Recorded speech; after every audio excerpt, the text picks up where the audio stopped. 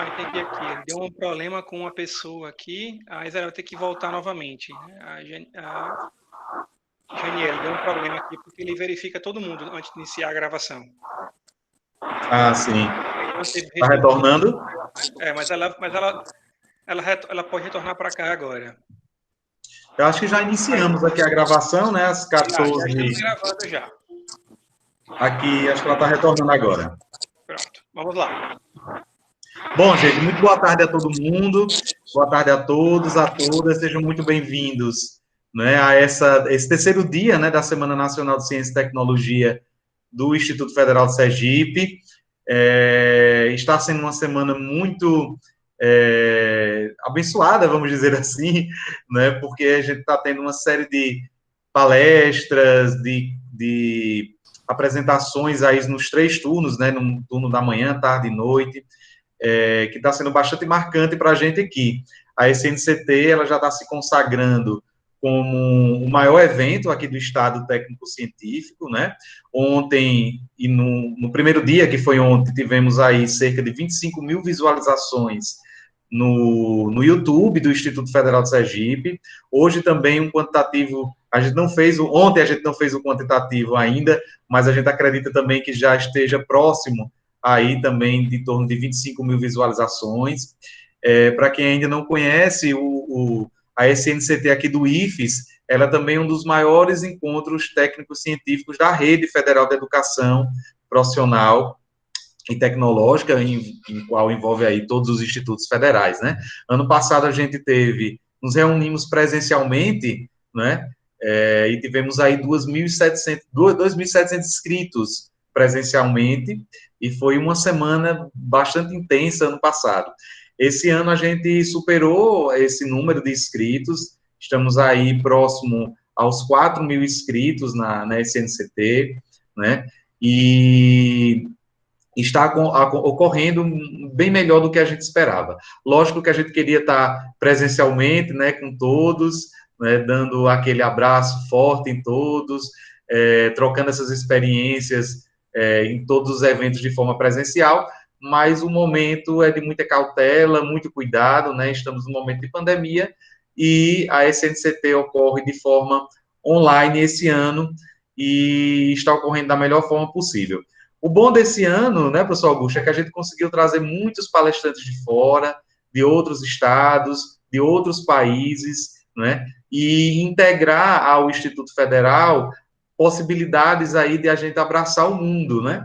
Então, tivemos palestras aí de internacionalização, né, com palestrantes do Instituto Politécnico do Porto, da Guarda, de Abu Dhabi, nos Emirados Árabes, que abriu boas possibilidades para todos nós aqui, para os alunos, para os pesquisadores, para a pós-graduação também, né, com possibilidades dos alunos irem fazer mestrado, fazer uma parte do mestrado lá fora, os professores fazerem pós-doutorado. Então, a gente ficou muito feliz com esses 2 momentos iniciais. Mas hoje a gente está aqui para as apresentações dos trabalhos do terceiro Fórum de Pós-Graduação do Instituto Federal de Sergipe.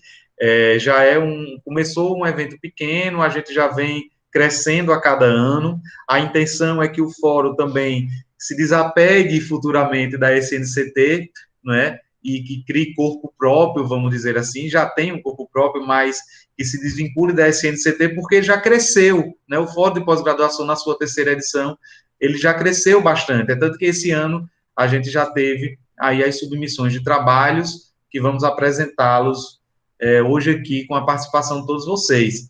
Então, a intenção da SNCT é essa, que esses subeventos que são vinculados à SNCT cresçam e também ocorram aí durante um ano inteiro. A exemplo do Inovar, né, do Fórum de Internacionalização, da CEMEX, que já estão aí em edições mais à frente, e é bem provável que nos próximos anos a SNCT dê espaço para outros eventos relacionados a temáticas da mulher na ciência, ao IFE sustentável, a questão da sustentabilidade, a popularização da ciência e assim por diante. Então, sejam todos muito bem-vindos e bem-vindas mais uma vez. Para quem ainda não me conhece, sou o professor Jaime, também sou diretor de pesquisa e pós-graduação aqui do Instituto Federal de Sergipe, e vou estar junto com o professor Augusto, José Augusto Andrade Filho, que é diretor de inovação, de empreendedorismo e inovação aqui do Instituto Federal de Sergipe, da Dinove. Disse certo, professor, acho que eu disse de inovação e empreendedorismo, é isso mesmo. Porque às vezes eu troco, viu, professor Augusto? Eu digo empreendedorismo e inovação, mas é inovação primeiro, empreendedorismo já em seguida, né? Que também vai estar na condução dos trabalhos hoje aqui, das apresentações de vocês. Deixa eu passar a palavra para o professor Augusto também para ele fazer uma apresentação inicial. Beleza, muito obrigado, professor Jaime. Então, professor Jaime, eu acabei de fazer uma verificação agora no YouTube, né? Do dia de ontem, estamos chegando já a quase 20 mil visualizações do dia Que de bom. ontem. E esse ano a gente já soma, considerando só a segunda e a terça, quase 24 horas de transmissão de informação. Se a gente considerar hoje a partir de hoje ainda, a SNCT vai superar as 50 horas de transmissão de informação, tá? Porque cada sala que a gente tem aqui, a gente está sendo gravada, e as salas da manhã já estão no YouTube, no canal do IFES, né? Então a gente já tem um outro grande quantitativo de informação lá no YouTube, tá? Inclusive a lista de frequência, quem precisar dessa lista de frequência, é só acessar qualquer um dos vídeos, sejam eles da manhã, tarde ou noite, que lá vai ter a lista de frequência para vocês assinarem. Tá? Como o professor já me comentou, né, o fórum de pós-graduação está crescendo, né? Esse é o primeiro, se não me lembro, esse é o primeiro ano que ele está sozinho com trabalhos, né? Os outros anos ele tinha um fórum, mas ele não tinha trabalhos apresentados, né? Esse ano já tinha submissão de trabalhos, inclusive trabalhos de fora do IFES, né? Isso é muito importante ressaltar, né? Não são trabalhos talvez apenas no Instituto, trabalhos fora do Instituto, tá? Então isso é uma coisa muito importante de lembrar, tá? E o fórum ele surgiu muito da necessidade de a gente poder divulgar e agregar os nossos dois cursos de mestrado que temos no IFES, né? Mestrado profissional em Educação Tecnológica, o ProfEPT, e o mestrado profissional em Turismo, né? O PPM-Tour.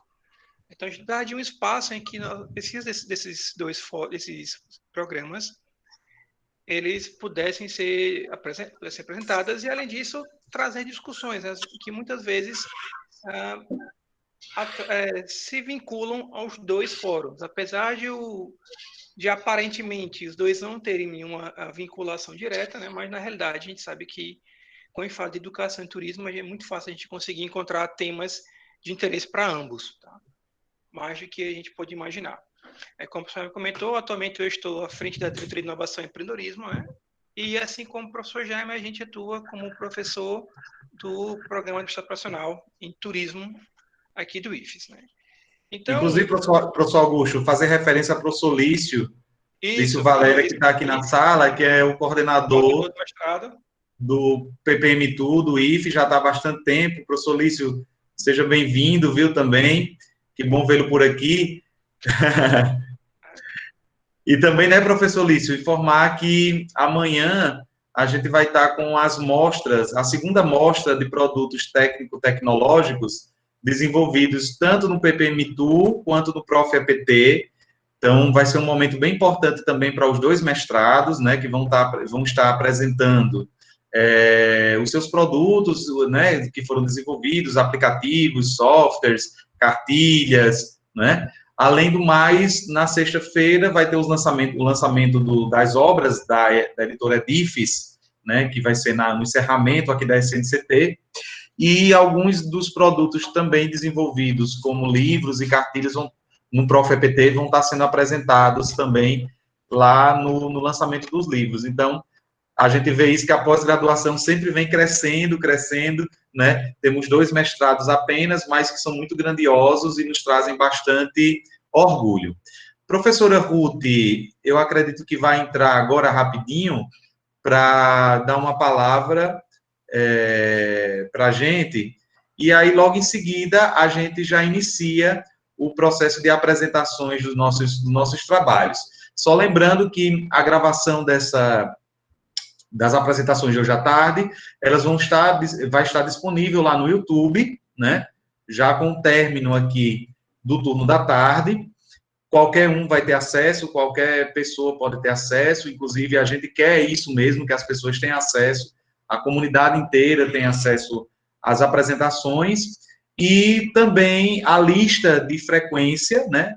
A lista de frequência, tanto dessa apresentação, quanto de quem está, vai visualizar as apresentações, vão visualizar as apresentações lá no YouTube, pode clicar lá no link da lista de frequência e sinalizar a sua frequência lá na descrição da página do YouTube desse fórum de pós-graduação.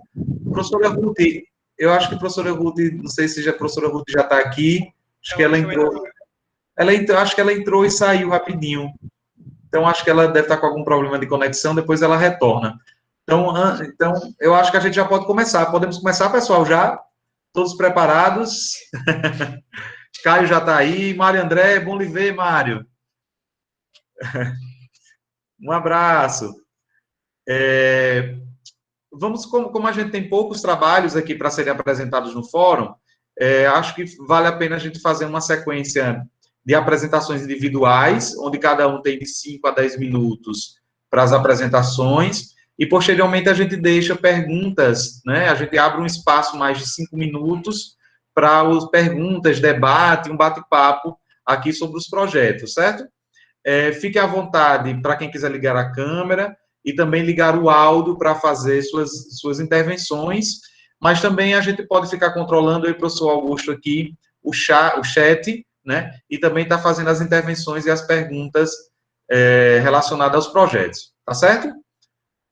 A gente tem uma sequência, né, professor Augusto, das apresentações que foram divulgadas lá no site. Então, eu acredito que a primeira apresentação, não sei se Sheila Conceição Rocha está aqui presente. Se tiver, Sheila, você nos sinalize. O projeto de Sheila é desenvolvimento de tecnologia assistiva para aprendizagem da língua portuguesa para surdos. Sheila, você está aqui presente?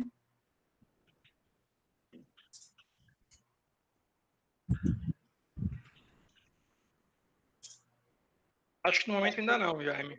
Eu acho que Sheila ainda não, né? Não sei se tem alguém também que faça parte da equipe de Sheila. Não? Então, não se preocupe, que a gente dá continuidade e no retorno, na sequência, depois a gente retoma novamente a apresentação de Sheila. Então... A professora chegou agora. Acho que a professora Ruth chegou. Professora Ruth? Oi, professora, boa tarde. Boa tarde, é porque eu estou fazendo uma ginástica, eu estou aqui com 2 tablets, viu? Eu imagino. Poder, 2 tablets e o celular, para poder entrar nas salas. Seja bem-vinda, professora. Tá.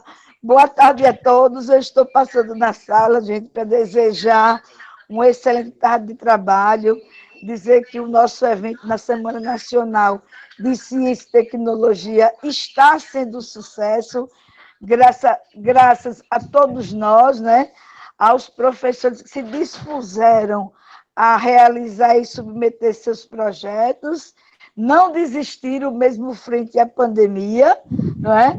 E graças a isso nós estamos vendo esse evento ser realizado, as salas cheias, a gente com dificuldade de entrar. Então, é uma pena que a gente está com dificuldade de entrar, mas, ao mesmo tempo, é uma alegria porque elas estão cheias, né? Mas o nosso agradecimento pelo comprometimento de cada servidor de estar conosco, de abraçar o evento, mesmo nesse formato. Porque esse formato é mais um desafio para cada um de nós, né? Então, desejar aqui uma boa tarde de trabalho e dizer que a gente vai ficar aqui um pouquinho assistindo, depois eu saio, porque eu vou passar em todas as salas. Obrigada, viu? Obrigado, pelo carinho de sempre, gente. Obrigada. Obrigado, professora Ruth. Maravilha. Gente, então vamos lá, né? Na sequência, só cheque comigo, professor Augusto, a gente tem o trabalho de Tainara Góes dos Santos, efeito da microencapsulação no perfil fisicoquímico do ASAB. Tainara está aqui, ou alguém que representa Tainara? Também não? Não, a princípio não aqui. Não, nenhuma menção no chat, nem nas imagens aqui da Tá. câmera. Então depois não tem problema, a gente retorna novamente. Então, Isso. o próximo trabalho é do Caio Marcelo de Albuquerque. Caio, eu sei que ele está aqui, que é proposta da criação de um instrumento de avaliação dos cursos técnicos integrados ao ensino médio. Caio, podemos começar com você, então? Podemos? Quando você já estiver pronto, você nos avisa e aí a gente já começa a contabilizar o seu tempo, tá certo? Tudo bem. Você vai... Pode começar. Pode começar? Podemos. Fica à vontade, viu, Caio? Boa apresentação. Pronto. Tá bom, obrigado. Boa tarde, gente. Como o professor falou, eu sou o Caio, sou servidor do Instituto Federal de Sergipe. Sou da primeira turma do mestrado do Profep. A gente terminou agora em 2019. E meu trabalho, ele consiste, na verdade, na visualização mesmo do dia a dia, lá no Campus Lagarto, de os cursos superiores terem sido avaliados durante esse tempo que eu estou no IFES, né, desde 2014, e surgiu esse questionamento do porquê os cursos técnicos não são avaliados também, né, por que a gente não tem esse tipo de avaliação. E aí eu fui dar uma estudada, fui ler muita questão teórica durante o mestrado, e percebi que, assim, o formato de avaliação dos cursos superiores, ele não é um formato que atenderia ao que eu imaginava como ferramenta de avaliação para os cursos técnicos, né? Qual seria o problema principal dessa avaliação dos cursos superiores? Isso dentro do ponto de vista do que eu estava pesquisando, né? A avaliação em si, ele causa notas, né, dentro dos cursos, e isso acaba gerando a longo prazo consequências aí até para o próprio ensino médio. Então, os cursos superiores ficam brigando entre si para quem teria a maior nota dentro das universidades, e, em consequência, as universidades brigariam entre elas para conquistar maiores notas e conquistar maiores recursos aí vindos do governo, né, trazer mais pesquisadores também, melhores qualificados. E eu acho que talvez não seria esse o objetivo de uma avaliação para um curso. Eu acredito que a avaliação de um curso ele tem que pautar uma avaliação participativa da comunidade escolar, no caso da gente, envolvendo os próprios estudantes do ensino médio, envolvendo os professores que lecionam para essas turmas, envolvendo a gestão do campus e do IFES como um todo, né? E aí fugiria um pouco dessa problemática, né? A gente teria uma avaliação, uma autoavaliação, digamos assim, dentro dos cursos, com a participação de todos, né? Literalmente de todos da comunidade escolar. Então, não apenas pesquisadores de fora vindo avaliar o curso, se tinha determinados laboratórios, se tem determinado número de equipamentos, se tem determinado número de livros. Eu acho que não precisa partir daí essa avaliação. Tá? Então, o primeiro ponto da pesquisa foi esse, tentar fugir desse tipo de avaliação. E aí, como fugir? Aí a ideia foi buscar conhecimento para obter o que seria a qualidade dentro da educação, e não é uma resposta fácil de dar, ela é uma resposta, na verdade, subjetiva. A gente não tem como medir a qualidade na educação, e se a gente tem como avaliar qual o impacto que ela traria para a vida daquele estudante, para a vida dos pais daquele estudante, para os professores, né? E entender um pouco de gestão democrática também, que eu acho que parte daí. A base para você ter uma avaliação participativa é você ter uma gestão democrática.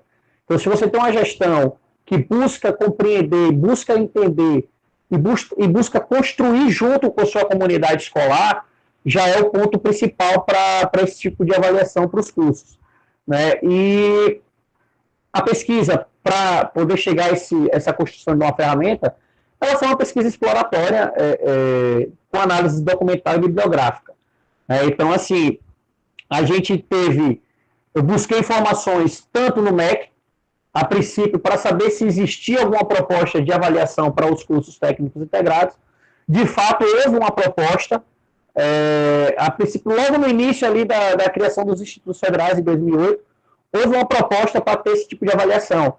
ela não foi para frente. Infelizmente, eu não soube o motivo do porquê não foi dado sequência a isso, né? Eu presumo que tenha sido um motivo político, tá? Mas, enfim, é uma presunção minha, tá? E aí realmente não teve mais nada. O que eu consegui buscar foi a lei de criação dos institutos para buscar a essência dos nossos institutos. O que é que faria o nosso instituto ser o que ele é? Então, a partir dessa essência foi que eu busquei fazer a criação da ferramenta, né? Foi buscando esse estímulo para criar esse processo de avaliação.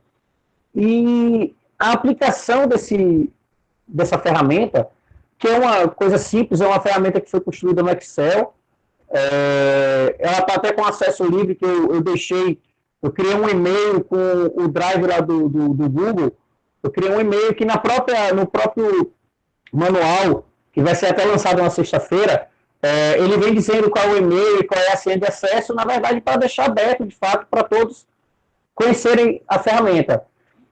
E esse processo de aplicação, ele foi um pouco doloroso no início, porque as pessoas não estão acostumadas com se autoavaliar e avaliar seu curso. Então, os alunos não estão acostumados, e é normal, eles são alunos de 14, 15 anos, que nunca tiveram acesso a esse tipo de ferramenta. Então, assim, a participação dos alunos e dos professores em si foi muito baixa para o curso que eu fiz o protótipo, né? Então, eu fiz no curso de eletromecânica do Campus Lagarto.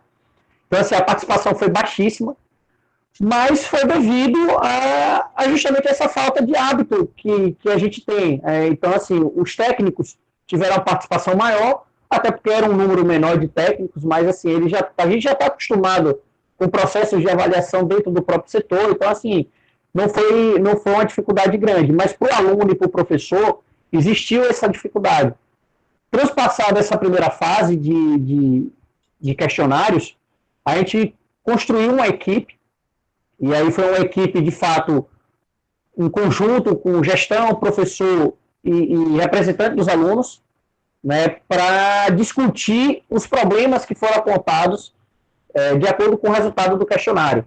Então, essa discussão se priorizou alguns problemas, a gente não poderia atacar todos, então a gente acabou priorizando problemas de acordo com o diagrama de Pareto, que é uma ferramenta que se usa muito no ambiente administrativo de gestão, para poder você descobrir quais são os 20% de problemas que representam 80% de fato de todo o seu trabalho que você vai ter que fazer. Então, nessa equipe, a gente decidiu quais os problemas que seriam priorizados e houve uma discussão com reuniões de brainstorms para justamente trabalhar as causas desses problemas, né? E as causas principais, e aí foi uma metodologia do perguntar do porquê sempre. Então, eu tive que relembrar quando a gente era criança, que a gente infernizava os pais da gente, perguntando por quê. E eu acho que isso é uma coisa natural. A gente tem que estar perguntando sempre até chegar no momento que não tem resposta. E que o problema é aquilo, né? Então, a gente descobriu as causas primárias, né, dos problemas e construímos planos de ação, né? Então, a visualização dessas causas foi pelo diagrama de Chikawa, que é a espinha de peixe, né? A gente tem o que a gente quer alcançar e os problemas que estão impedindo de a gente alcançar uma boa avaliação nesse quesito. E em plano de ação, foram construídos 5 planos de ação ao longo da aplicação do produto, né? Eu tive 4, 5 meses de aplicação do produto. Não era o tempo ideal, porque pela ferramenta, eu coloco que o ideal é mais ou menos uma aplicação de 1 ano e meio. Né? A gente teria 6 meses, para você entender os problemas, né? E 1 ano para você rodar a ferramenta e, de fato, ir acompanhando a evolução dos planos de ação. Então, a gente não teve tempo para acompanhar o pós-construção dos planos, né? Então, assim, na verdade, quando eu fui fazer minha defesa, eu fui fazer com os planos de ação construídos, mas não acompanhados. Então, assim, o ideal é que a ferramenta ela rode durante 1 ano e meio. Né? E a ideia é que se rode a cada 3 anos, para você sempre pegar, pelo menos, a primeira turma que entrou, sendo a última na próximo processo de avaliação. E aí você consegue ter uma evolução, né, se os problemas de fato daquela primeira aplicação foram resolvidos ou não. Né? E é natural que se tenha outros problemas, isso é normal. Então, assim, a ideia da ferramenta é você rodar ela sempre para buscar melhorias dentro do curso. Tá? Então, assim, a princípio o trabalho seria esse aí. Eu agradeço a participação de todos. Consegui. Pronto. Obrigado, Caio. Nada, de nada. Ficou tranquilo, tá dentro do tempo, viu? Eu estava acompanhando aqui no relógio. Eu vi que você estava acompanhando, tudo certinho. Primeiro, gostaria de lhe dar os parabéns, viu? Primeiro, pela sua conclusão do ProfEPT, que eu sei que é uma conquista, né? A gente concluir um programa de pós-graduação sempre é uma grande conquista, e é um título que eu acredito que não é só um título de papel, mas um título que vai contribuir muito, né, para a sua formação, para a sua atuação como técnico também, né, como servidor do Instituto. Eu sei que o ProfEPT tem na sua característica isso, né, de desenvolver alguns desses produtos que, de fato, contribui aí para o dia a dia de trabalho de cada um de nós, né? Isso é uma característica interessante dos mestrados profissionais, né? Tanto o ProfEPT quanto o PPM-ITU, né, que são mestrados profissionais que já são... A intenção deles é justamente essa, né, de ter pessoas que já estão atuando ali no mercado, na educação, né, e que queiram, de alguma forma, solucionar algum problema, alguma situação de trabalho, né, do seu dia a dia, melhorar até suas condições de trabalho. Que bom que o seu trabalho venha a somar, né, e contribuir muito com a questão da avaliação dos cursos, com a aplicação da ferramenta aí disponível no Excel. Estou curioso para na sexta-feira a gente ter... Você vai apresentar amanhã na mostra ou é na sexta? Vou apresentar amanhã também. Amanhã também, né? Estou curioso para saber, acessar o link lá. Pronto. Eu já fui coordenador de curso também durante muito tempo, então tenho bastante interesse também em ter acesso ao seu trabalho. Bom, quem foi seu orientador, desculpa? Foi o professor José Osmar. Professor José Osmar. Um abraço para Osmar, e eu sei também que ele deve ter sido um excelente orientador para você também. Com certeza. Vamos abrir, professor Augusto. Oi, vamos lá. Quer colocar algumas considerações e vamos abrir para as perguntas também? Vou começar com algumas considerações e vou trazer alguma pergunta rápida aqui, né? Pelo lugar, Caio, parabéns pela apresentação. A gente você estava contando bem o tempo ali, toda essa para ver o relógio ali, né? Discretamente. Mas é assim mesmo que a gente faz, não tem jeito. A vantagem da internet é que você bota o telefone embaixo, ninguém percebe que está ali o relógio, né? Então é mais discreto do que alguém ficar com um papelzinho 2 minutos, né? É pior. Mas essa é uma estratégia muito boa, né? E assim, sua foi muito clara, né? Você explicou muito bem o seu trabalho. Né? E assim, eu só queria um questionamento primeiro, né?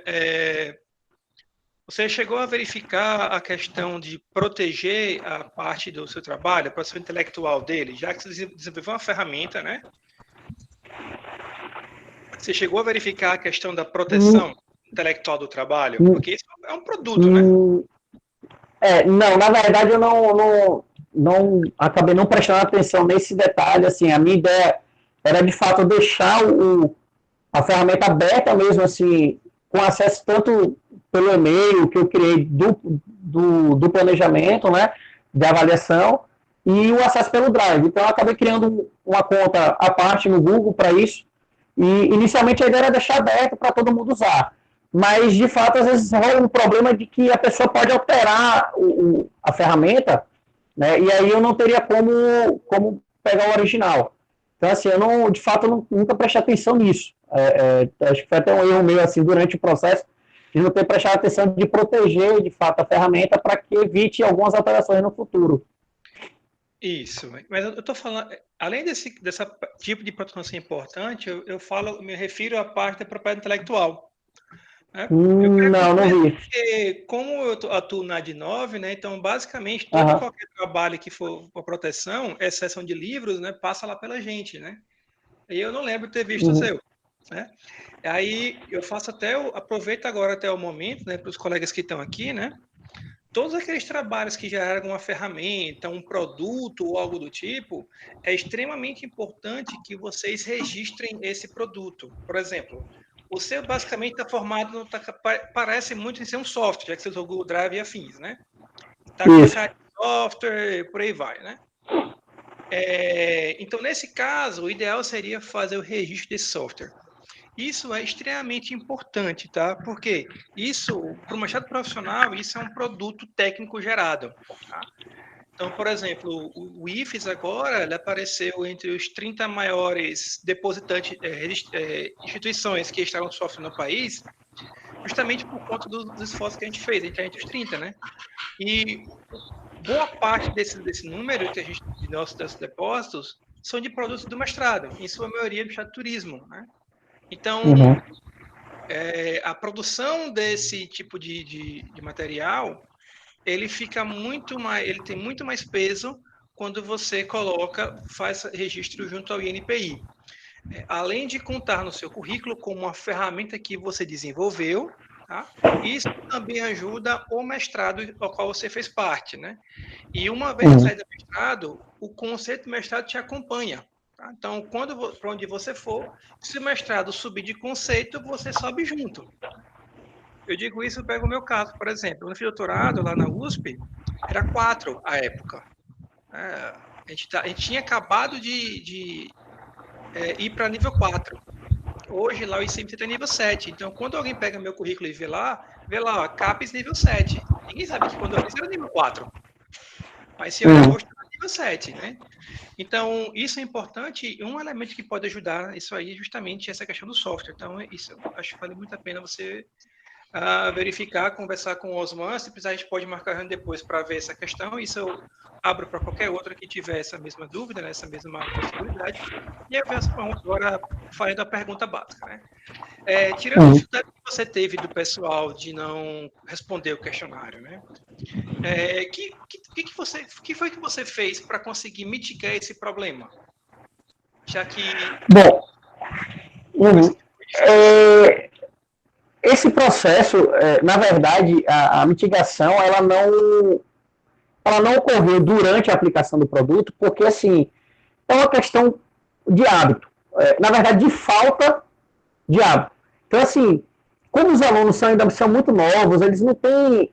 Na verdade, assim, os alunos do IFES, de qualquer Instituto Federal, ele é até um pouco diferenciado de qualquer aluno do ensino médio de uma escola particular, porque ele tem contato com outros temas que os alunos da particular não têm, tem contato com alunos de nível superior ali direto, tem contato com professores com doutorado, com pós-doc, então, assim, é diferenciado.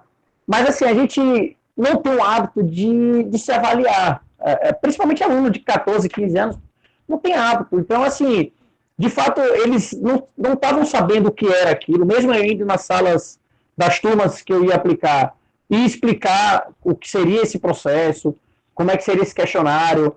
Eu tive que explicar, dizendo que o questionário ele é longo. Infelizmente, ele é longo. Não dá para você fazer uma avaliação sem abranger a escola como um todo, a parte física, a parte de instalação, de currículo. Então, assim, tinham muitos conceitos ali que eles não entendiam.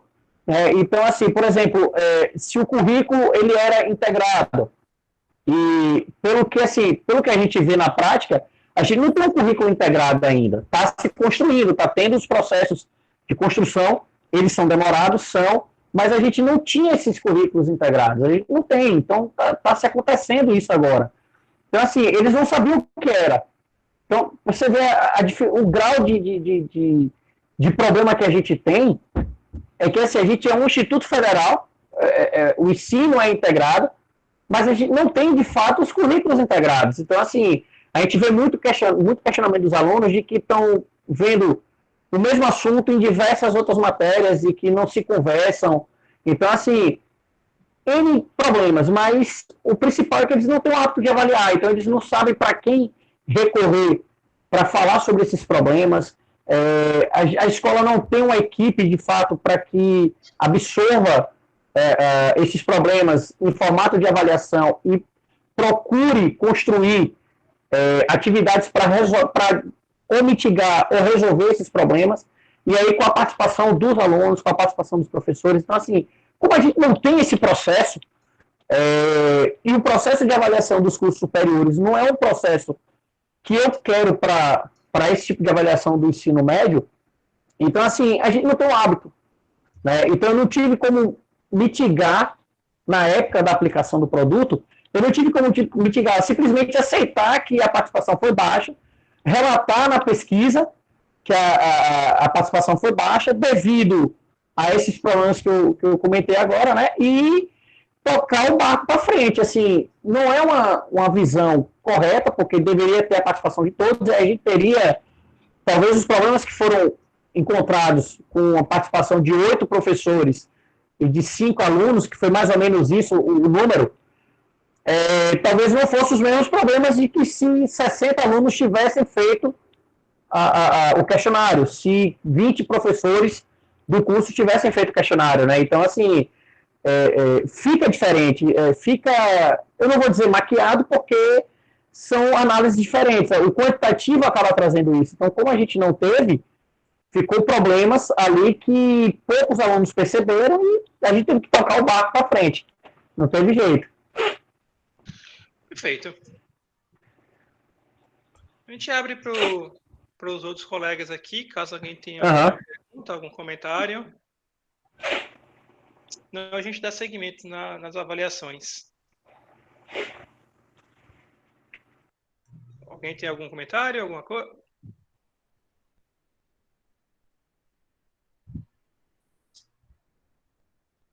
Bom. Acho que podemos seguir, né? Pode prosseguir, professor Jaime.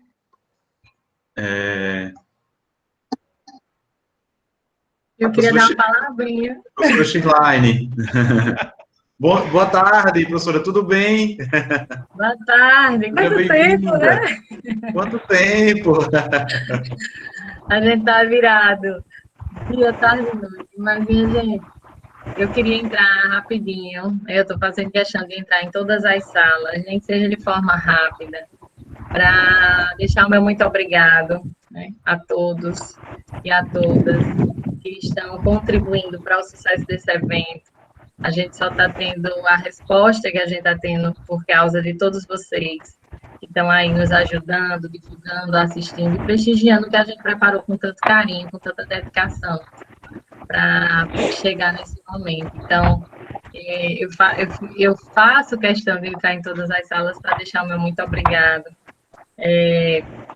Espero que vocês estejam gostando. Nós ainda temos até a sexta, né? Então participem, aproveitem até a sexta-feira de tudo que a gente preparou para vocês, muitas surpresas ainda, que não estão nem na programação, mas que a gente vai trazer até sexta-feira. E tenha um excelente evento, um excelente dia de hoje. Amanhã continue, sexta continue, amanhã nos campos, que eu tenho certeza que vai ser um sucesso. E na sexta-feira a gente fazer o nosso grande encerramento. Então, muito obrigada e espero contar com vocês até o final. Queria ficar assistindo todos, porém, vou tentar voltar. Mas como ainda tem muita sala para passar, eu vou sair. Eu só entrei rapidinho mesmo para dar um oi e deixar meu muito obrigado. Obrigado, professora Steinlein. Obrigado, viu? A gente já vai dar continuidade aqui, mas a gente agradece demais a sua presença aqui, viu? Eu sei que está corrido, Beijo. Bom, na sequência das apresentações aqui, o próximo trabalho é de Esté Maria Barros de Albuquerque. Análise sensorial de bolos funcionais à base de extrato aquoso, leite de amendoim. Esté? Oi, professor Jaime, boa tarde. Tudo bem, boa tarde, como é que está? Professor Esté, lá do IFPB, Paraíba. Deixa eu ligar aqui, não sei se está aparecendo já aí. Boa tarde. Ainda não. Minha câmera eu acho que não tá. Liga e sai. Apareceu? Não. O compartilhamento ainda não. Não, a minha câmera só. Acho Não, que... tá não. Tá só seu rosto. Seu rosto, sua imagem. Tá sem câmera. Tá algum probleminha aqui. Mas Não tem problema não. Eu vou colocar aqui a apresentação agora.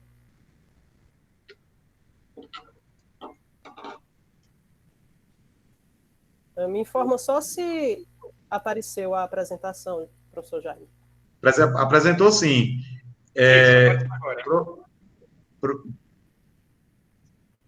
Pronto, fica à vontade. Você tem até 10 minutos, né? Para a sua apresentação. Entre 5 a 10 minutos. Ok. Bom, primeiramente, obrigada pela participação, né?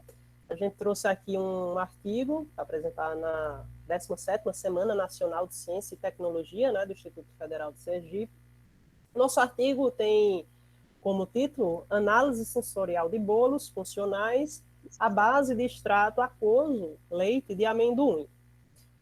Então, apesar do grande desenvolvimento tecnológico e agrícola que temos hoje, né, há problemas ainda relacionados à dieta, né, com quantidades insuficientes de nutrientes.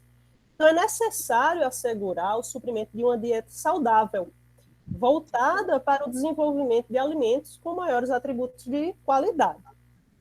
Então, a alternativa a isso seria um incentivo governamental associado à pesquisa para a inclusão de leguminosas, que seria o caso aqui do amendoim, tanto na sua forma in natura, quanto derivados.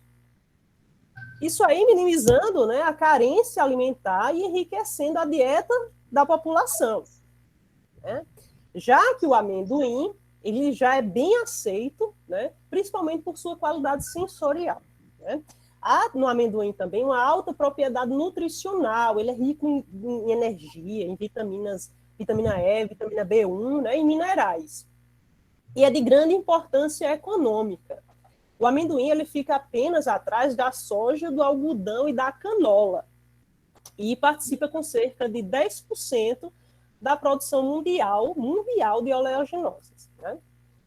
Então, a gente tem um problema na população que é a intolerância à lactose, né? O que vem a ser a intolerância à lactose? É uma deficiência de lactase, que é uma enzima que digere o açúcar ali do leite, né? E os sintomas de uma pessoa que é intolerante à lactose vai desde distensão abdominal, cólicas, flatulências, diarreias, né? Tendo como resultado aí a eliminação de produtos lácteos da dieta dessa pessoa, né? E ela, eliminando esses produtos da sua dieta, pode levar a ela, né, doenças relacionadas à nutrição, que é o caso aí do raquitismo, por exemplo. Então, o amendoim, ele vem servir como alternativa a esses produtos lácteos, encontrando-se prontamente disponível e com alto valor nutricional, né? Então, frente a isso, nós temos o bolo, que é um produto de grande importância no que se refere ao consumo e à industrialização, né? E temos alimentos funcionais, que são aqueles que desempenham, né, funções nutricionais básicas, né, que atuam beneficiando o organismo diretamente. Então, a inclusão de alimentos funcionais no bolo propriamente dito representa uma oportunidade tanto para as indústrias quanto para a população que também precisa desses produtos, né? Então, a utilização do extrato aquoso de amendoim em substituição ao leite bovino nos bolos é uma alternativa aos produtos lácteos. Então, traçado tudo isso, né, desenvolvemos os objetivos desse artigo, que foi desenvolver uma massa para a produção de bolos funcionais com extrato aquoso de amendoim e realizar uma análise sensorial do bolo à base desse extrato. Então, o local de realização desse trabalho, ele foi feito, na verdade, em parceria, né? Ele foi feito no Laboratório de Armazenamento e Processamento de Produtos Agrícolas, né, lá na Universidade Federal de Campina Grande, na Paraíba, juntamente com o Instituto Superior de Agronomia da Universidade de Lisboa, né, lá em Lisboa, em Portugal, certo? Então, como foi feito, primeiro, né, a obtenção do extrato aquoso? O extrato aquoso, nós obtemos ele através da metodologia descrita por Almeida, 2014. Então, como foi feito? Nós pegamos os grãos do amendoim, né, foram comprados em mercados, foi feita uma maceração, né, embebidos em água, de 8 a 12 horas. Posteriormente, nós drenamos essa água de maceração, foi feita uma lavagem nos grãos, para aí sim fazer a trituração a determinada proporção, né? Amendoim, água. E foram 3 proporções, 1 para 4, 1 para 6 e 1 para 8, né? Massa de amendoim, massa de água, respectivamente. Depois foi feita uma filtragem, né? Retirado esse resíduo, né?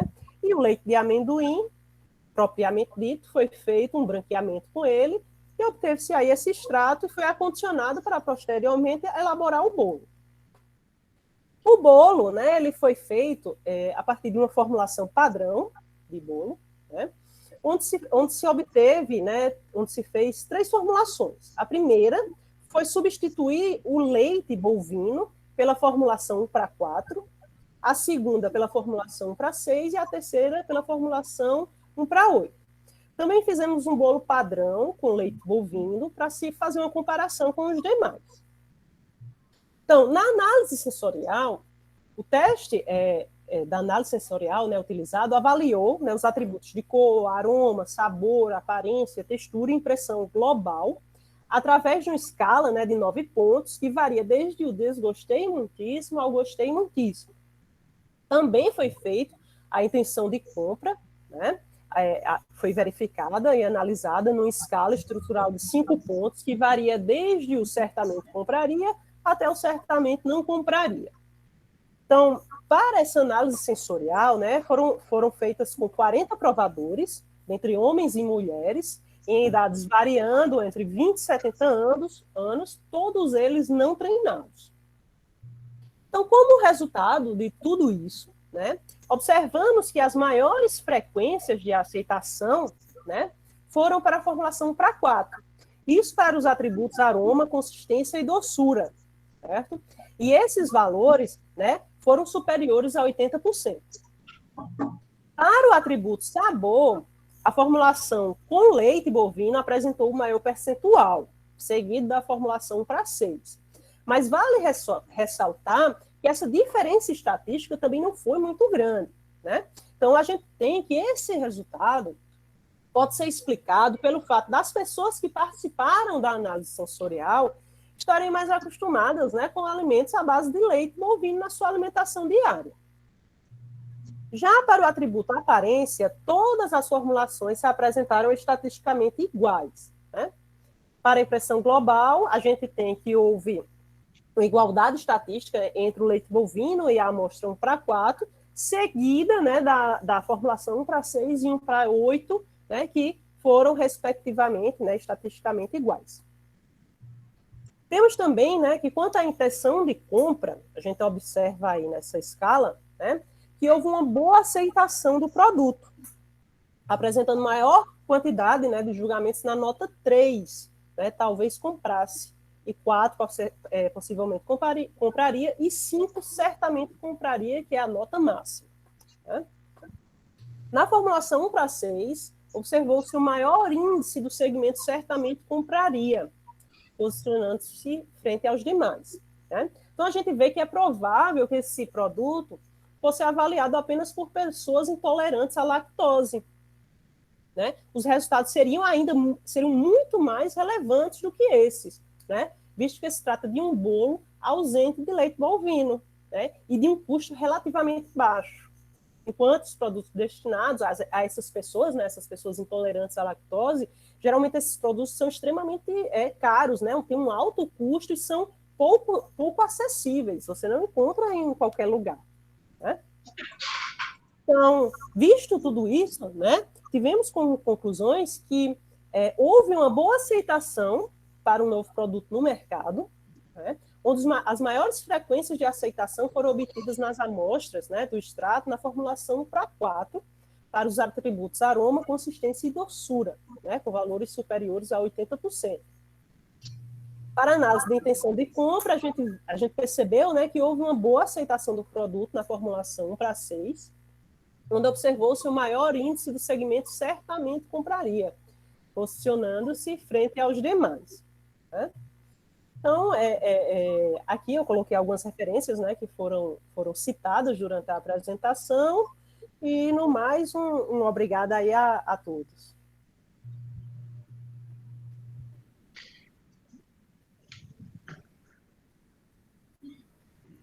Beleza. Muito obrigado, professor Esther. Por nada. Então, você falou de bolo aqui depois do almoço, para uma pessoa que não almoçou, isso é malvadeza, tá? Deixa eu ver, vou ressaltar esse aspecto. Tá? Falar de comida nesse horário não é bom para quem não almoçou ainda. Mas é interessante notar esse ponto aqui, essas outras opções que a gente tem agora encontrando no mercado relativas a alimentos para pessoas que têm intolerância à lactose e cujo valor não seja tão absurdo quanto a gente encontra hoje com mais frequência, né? Pelo que você comentou aí, o custo dele é mais baixo que as outras. Intolerantes, né? Também existem aquelas veganas, né? Não consomem nada animal, né? Então é uma boa alternativa.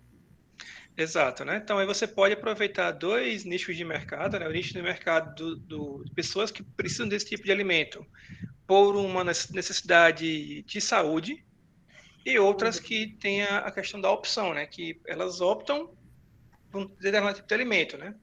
Isso. Sem nenhuma necessidade de saúde, mas é bom saber que existe pessoas trabalhando trabalhando nesse aspecto, né?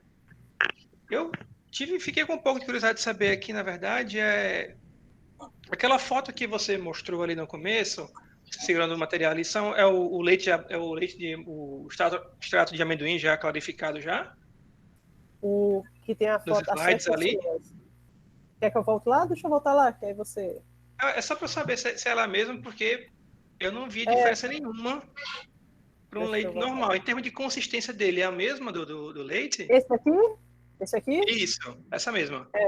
O leite de amendoim, né? Isso foi de um projeto nosso inicial, né, a produção do extrato, né, onde a gente fez tanto o extrato como a bebida, né? Veja que eu estou aqui segurando, né, a bebida, que o extrato, né, o leite de amendoim com a polpa da fruta. Nós fizemos tanto o extrato como bebidas, né? Posteriormente a isso, nós começamos a elaborar outros produtos, né? Que aí veio a ideia do bolo. Pronto. E no caso desse extrato de amendoim, a consistência dele parece com a do leite normal ou ela é diferente? Não, muito parecida, não fica escuro, fica praticamente idêntico ao leite bovino, né? O sabor também ficou muito bom, né? Até pelo resultado que a gente teve, né? A gente fez uma análise sensorial também com o extrato. O resultado foi muito bom, o leite foi muito bem aceito, né? Pela população. E, assim, nutricionalmente falando, né? Extremamente rico em nutrientes, né? O amendoim ele é extremamente rico em proteínas, né? Em vitaminas. Eu pergunto isso porque uma vez eu comprei um leite de amêndoa, foi de arroz, eu não consegui tomar porque a consistência daquele leite não era um leite, era quase uma pasta. Fica uma coisa muito grossa, né? Não, justamente por isso a gente fez várias formulações, né? Essas formulações que definem essa textura do extrato, né? Então a formulação que se adequou mais a população, né, do extrato foi a 1:6, né? 100 gramas de amendoim para 600 ml de água. Então, foi a formulação que saiu melhor. Tem uma pergunta aqui do professor Mário André, né? Ele pergunta o seguinte, né? Foi realizado algum teste estatístico considerando a amostragem, no caso da homogeneidade, né? A fim de testar a significância dos resultados das amostras, etc.? Como eu não entendi a pergunta. Vamos lá. Professor Mário, quer fazer a pergunta? Realizado um teste estatístico na amostragem. Acho que ela consegue ver no chat. Eu tô lendo aqui. Certo. A gente fez toda uma análise também de textura, né? Lá do bolo, tudo direitinho. fez, o bolo, ele é praticamente igual a um bolo normal, que é um bolo fofo, que a gente chama, né? Não sei como chama aí em Sergipe, mas aqui na Paraíba é bolo fofo, né? Então, ele é praticamente igual. Então, foram feitas todas as análises, né, da textura do bolo e tudo, e foi excelente, né? Foram excelentes os resultados e muito bem aceitos. Tem uma outra pergunta aqui, professor Esther, acredito que seja de professor Osman. Ele está perguntando como fazer com que um amendoim ficasse mole para triturar. Osmar. Pois é, justamente, né, na nossa metodologia, a gente descreve como fazer para elaborar esse extrato, né? Então, inicialmente, a gente tem que embeber esse amendoim em água, né? A gente deixa ele, que a gente chama macerando, né?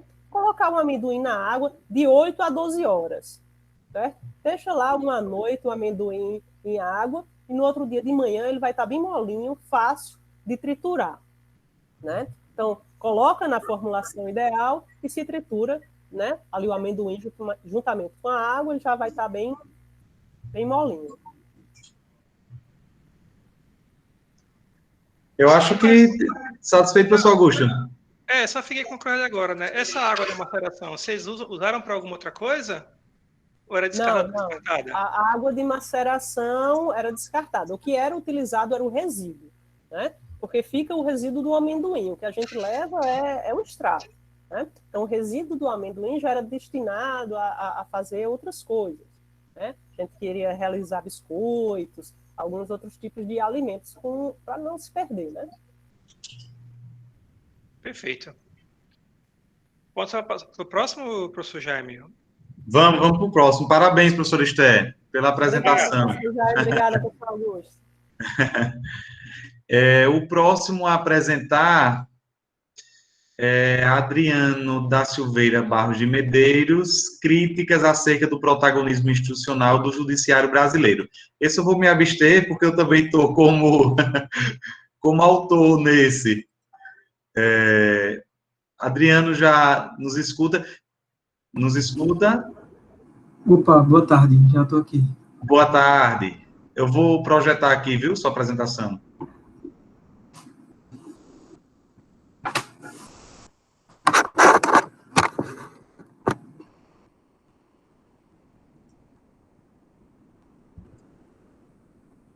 Só me confirmem aí se vocês estão vendo. Professor Augusto, está vendo?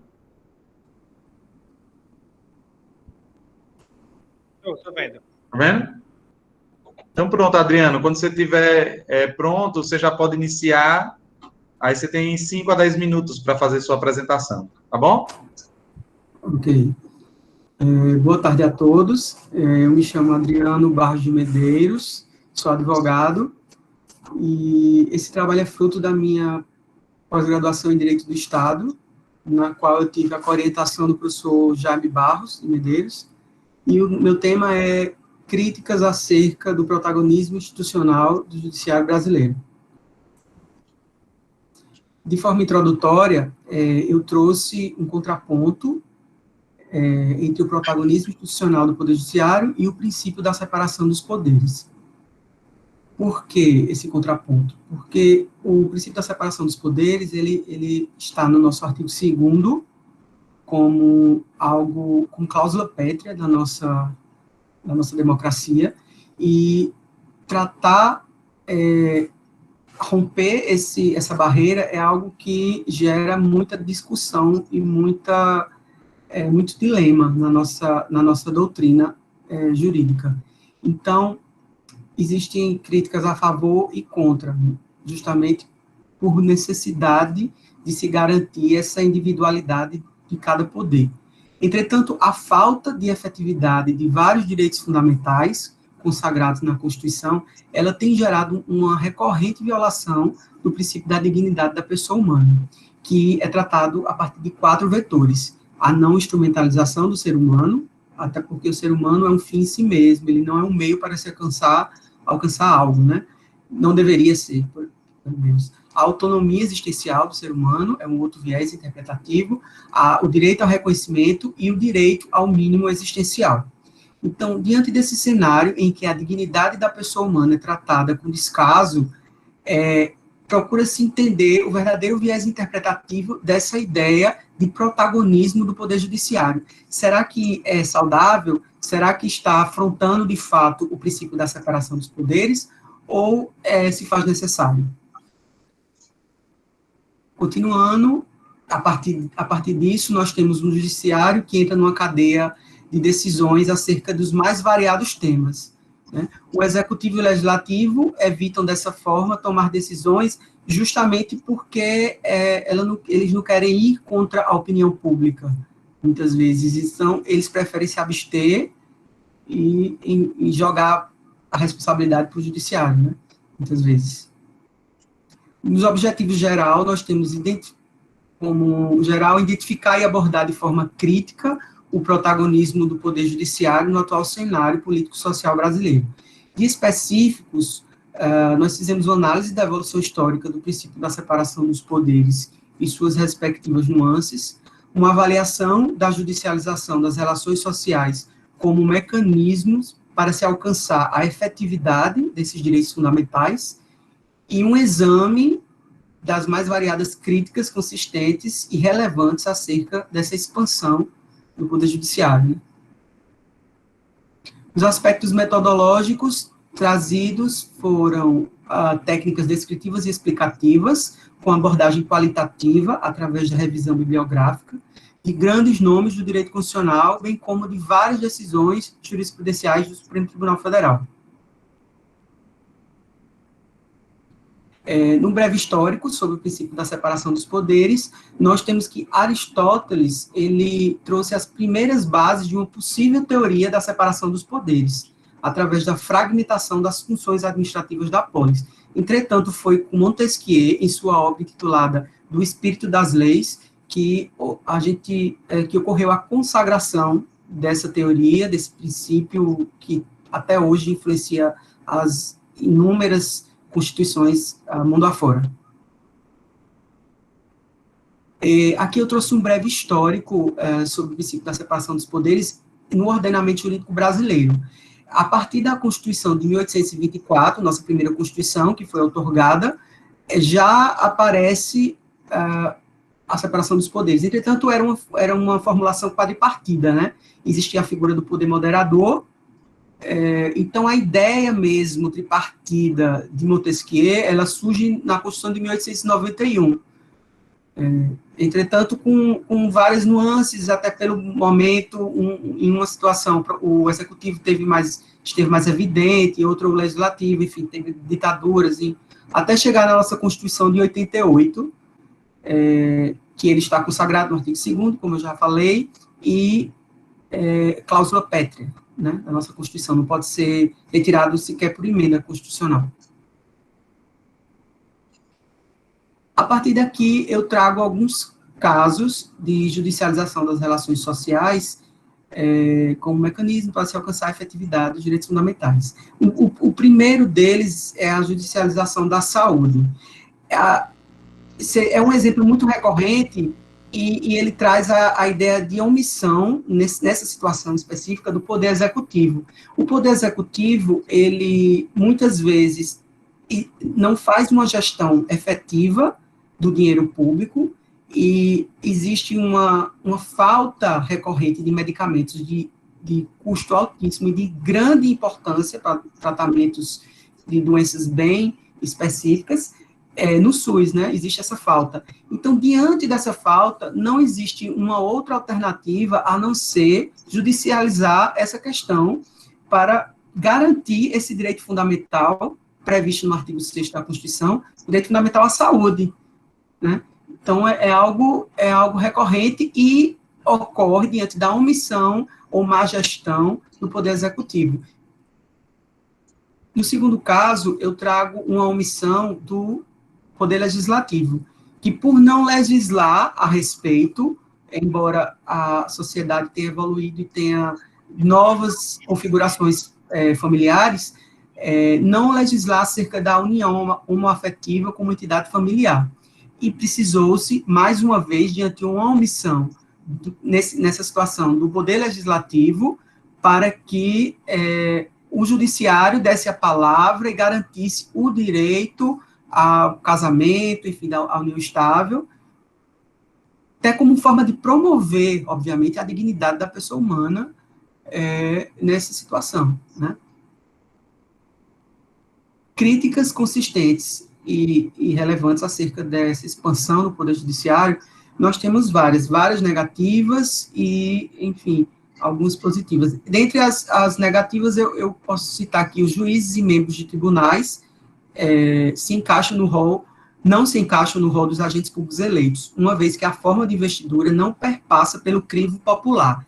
Então, traz a ideia de que, por não ser eles não chegam lá através de um sufrágio, né, uma votação, de uma escolha pela população, e não seria legítimo, então, a última palavra ou ser do judiciário.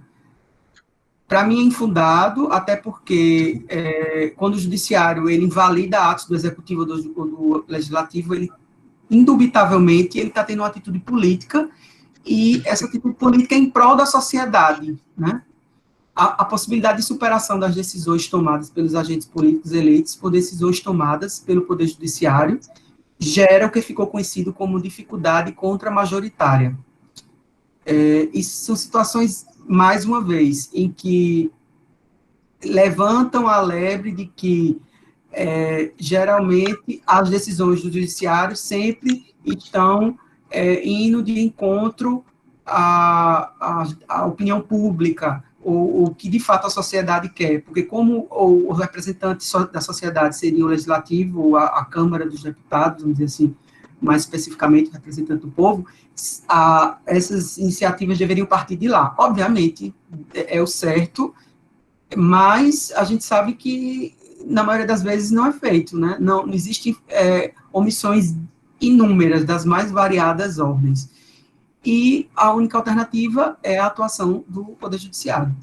O Judiciário está exercendo controle contra a maioria dominante, mais uma vez tratando sobre a questão do sufrágio, uma vez que os representantes do Executivo e do Legislativo personificam a vontade da maioria da população, ou pelo menos deveriam personificar, exatamente, deveriam. Isso é na teoria, na prática a gente sabe que não funciona dessa forma, né? Outra crítica bastante relevante encontra-se no fato de que o judiciário sempre seria a última voz nas situações de divergência. Obviamente que ele é a última voz, né? Na verdade, não é nem a última, é a única, muitas vezes.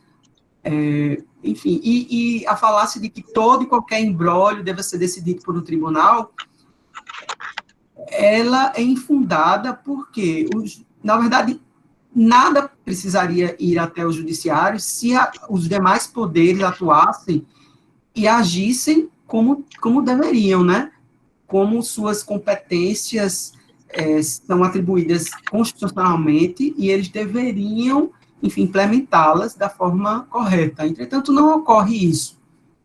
Outro debate acerca desse protagonismo do judiciário reside justamente na formatação peculiar dos discursos na seara jurídica. Argumenta-se que a grande maioria da população não teria domínio do conhecimento técnico adequado para, assim, participar de forma efetiva da judicialização das questões sociais. É outro argumento vazio, uma vez que quem procura o judiciário não está interessado em entender ou aprofundar vocabulário jurídico. A pessoa está interessada em ter o seu direito fundamental assegurado e, enfim, colocar em prática os seus direitos, né? Isso independe de ideia ou de noções jurídicas para isso. Como conclusões, a gente pode tirar que a omissão, no caso do Poder Judiciário, ela não pode existir, uma vez que existe um mandamento constitucional, do artigo 5º, inclusive, dizendo que o Poder Judiciário ele não pode se eximir de se manifestar diante de uma provocação, porque existe o princípio da inafastabilidade da jurisdição. Então, enquanto o poder executivo e o legislativo, eles existem uma margem de discricionariedade em sua atuação, o poder executivo, ele alega o princípio a teoria da reserva do possível, ou seja, a não disponibilidade orçamentária, a não possibilidade de alocação orçamentária naquela situação. O legislativo, ele age baseado na sua discricionariedade. Ele não quer ir de encontro à opinião pública. O judiciário, ele não tem essa alternativa. Ele tem que se posicionar, ele tem que decidir, porque existe um mandamento constitucional que deve ser seguido. Como não estão sujeitos às amarras de atuação obrigatória, quando provocados, o executivo e o legislativo, por vezes, se eximem do cumprimento de suas funções, a pretexto de conservarem sua atuação política incólumes da rejeição social. Exatamente aquilo que eu havia falado. O cenário político-social brasileiro realmente justifica a judicialização de inúmeras situações. Por quê? A sociedade, ela não pode abster-se de usufruir dos seus direitos fundamentais, né? Então, a única forma de usufruir desses direitos fundamentais, de garantir a dignidade da pessoa humana, é provocando o judiciário para que ele se manifeste. Porque o executivo e o legislativo preferem ignorar determinadas situações sociais.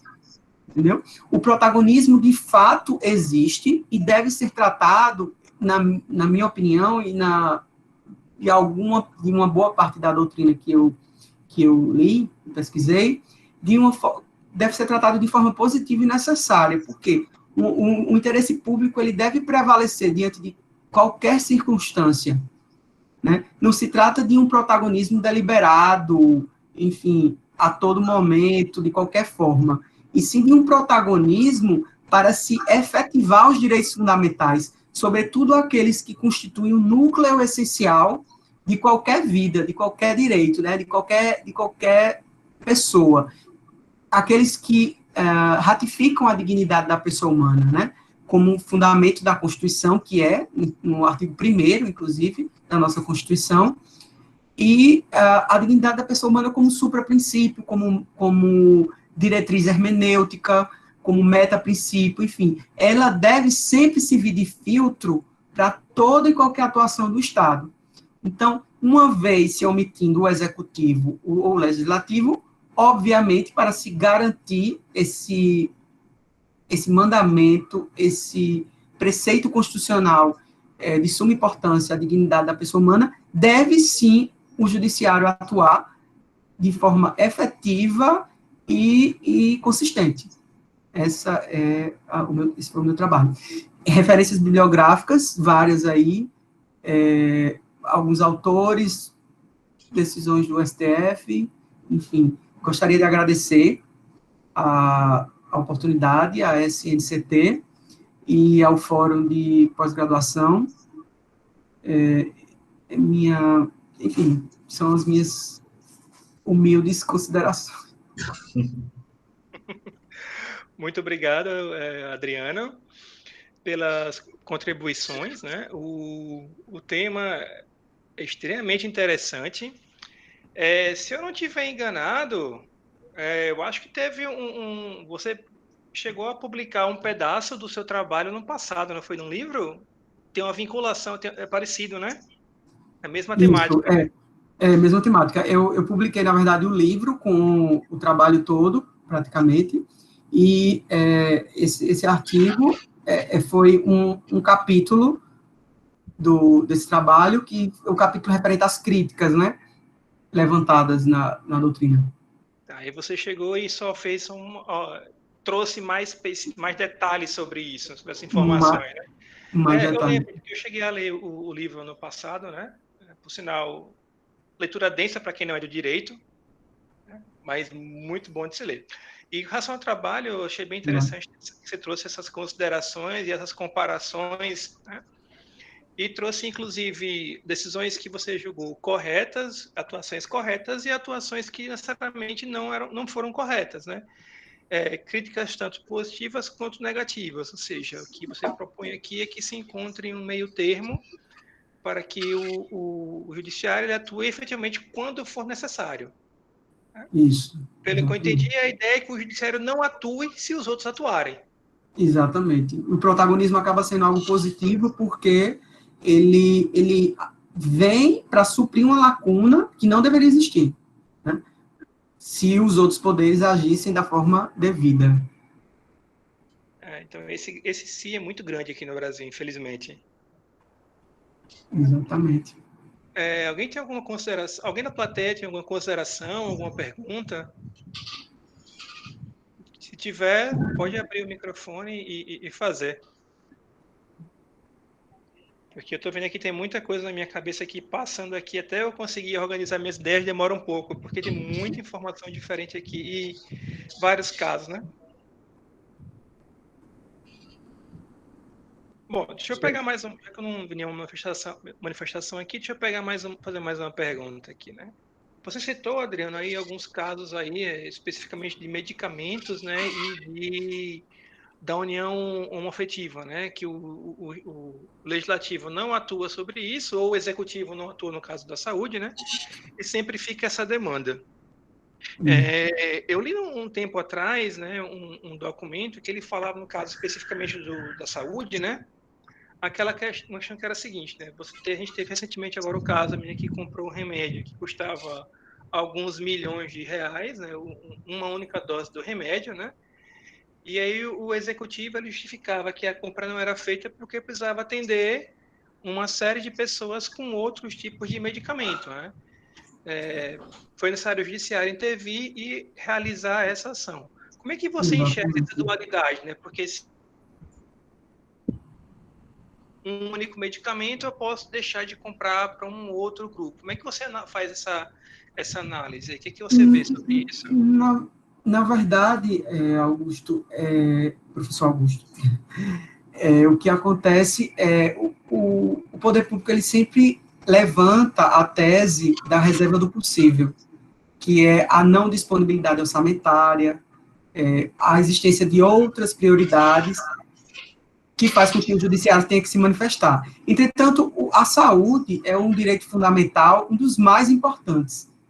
Então, o judiciário já interveio várias vezes, né, e diz que não há como alegar reserva do possível diante do direito à saúde.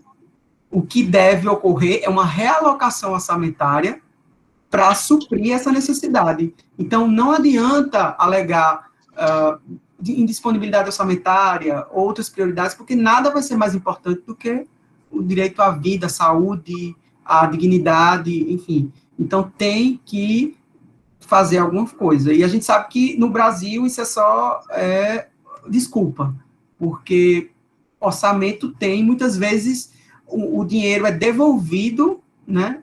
Milhões são devolvidos ao Ministério da Saúde por má gestão, porque não se distribui da forma correta. Maravilha, né? Então, é mais ou menos o caminho que eu penso também. Como ninguém se manifestou no chat aqui mais, né, nem nas considerações aqui, além de parabéns aqui pelo trabalho que algumas pessoas colocaram aqui, eu vou dar seguimento aqui na ordem dos trabalhos e a gente não teria mais nenhum agora, então eu vou voltar lá para o início, né, para ver se uma das duas do início já chegaram, que é a Sheila Conceição Rocha, com o trabalho Desenvolvimento de Tecnologia Assistiva para Aprendizagem de Língua Portuguesa para Surdos. Professor Mário vai apresentar. Professor Qual? Mário. Professor Mário, junto com Sheila. Pronto. Então, professor Mário.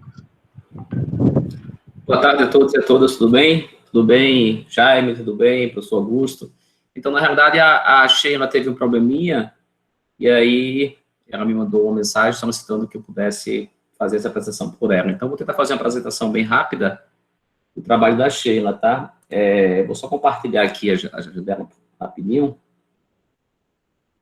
A tela inteira.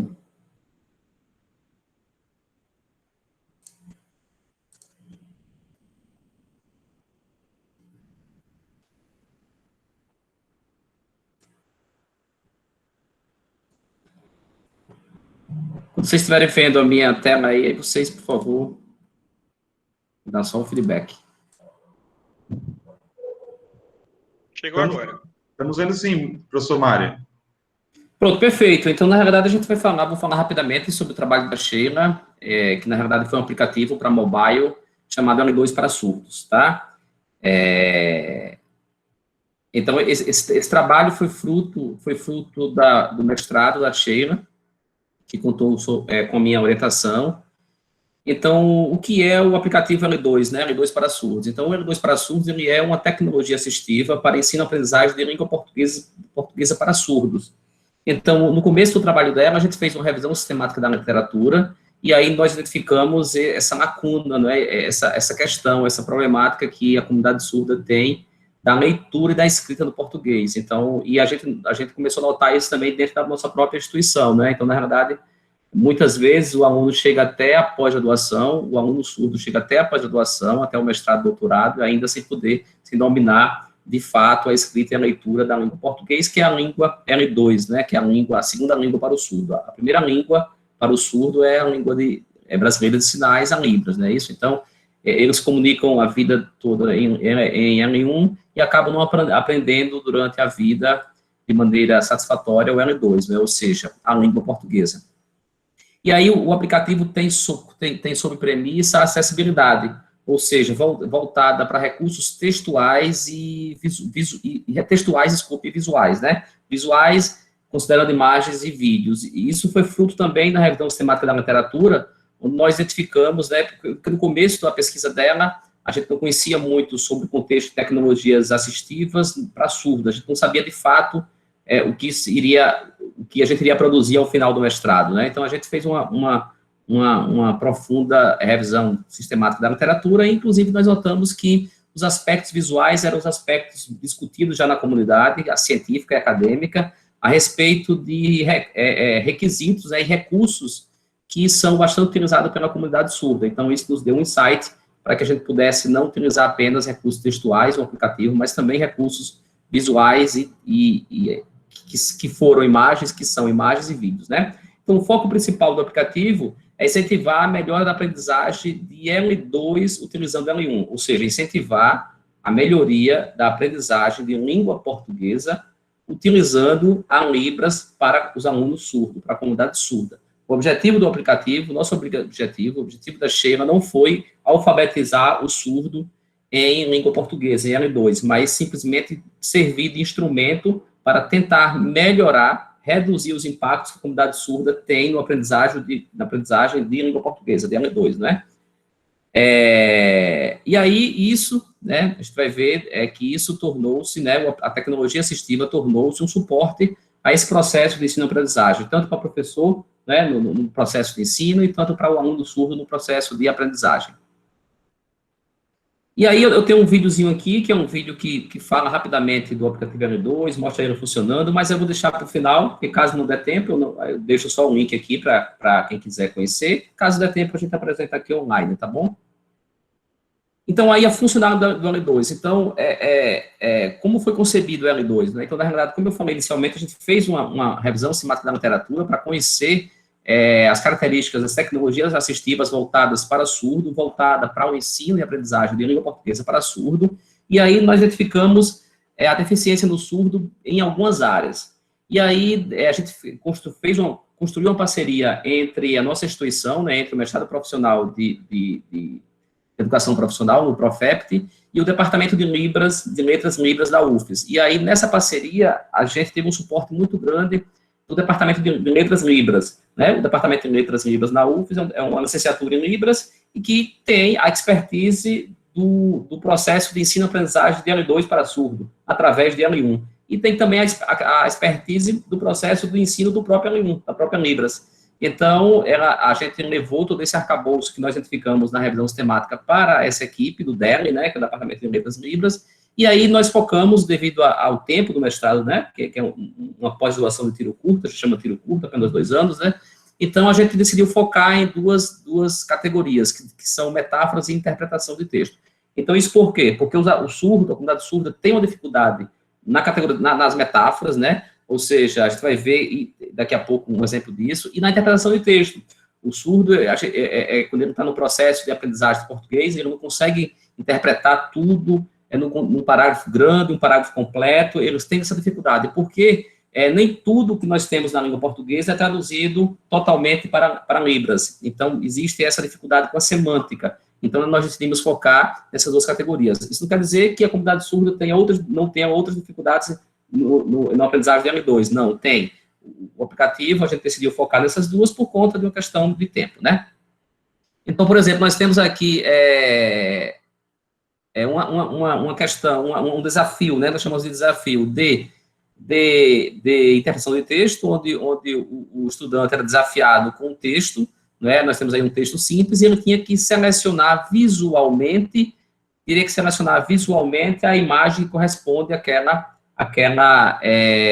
texto, né? Eu estou vendo agora a imagem do professor Antônio, e aí o professor Antônio lembrando também, né, que ele teve um suporte muito grande do professor Antônio na gravação de vídeo, essas coisas a gente vai falar um pouco mais depois. E aí nós temos um exemplo agora de um desafio de metáfora. Então, veja, nós temos uma metáfora aí cruz-credo.